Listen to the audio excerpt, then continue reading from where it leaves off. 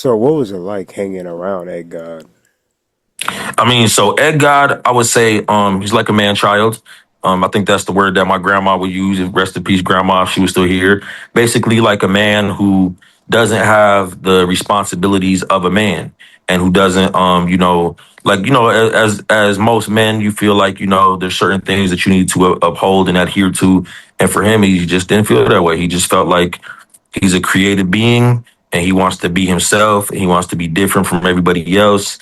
And I mean, as far as they whole group of people, I think I had the least issues with him. He was very like humble. He's more of a yes man. He'll pretty much agree to anything. He can be led in any direction. He doesn't really have like a real vision and a real like motivation. His thing is just like, I want to be famous. I want to be super famous. I want views and I want fame.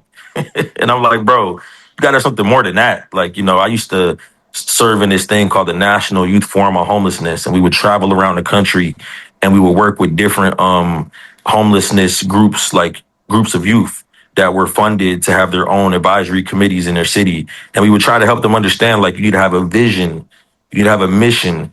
You need to actually, you can get the funding and you can get all these other things in place, but you need to have a foundation that's underneath that so you can, have core values. And so for Ed God, I was just trying to tell him, like, hey, bro, you're a man. At the end of the day, you do need to start providing. It's good that you got SSI. It's good that you got Section 8, but you're going to lose Section 8 if you got all these people in your crib and your building manager says they can't be here.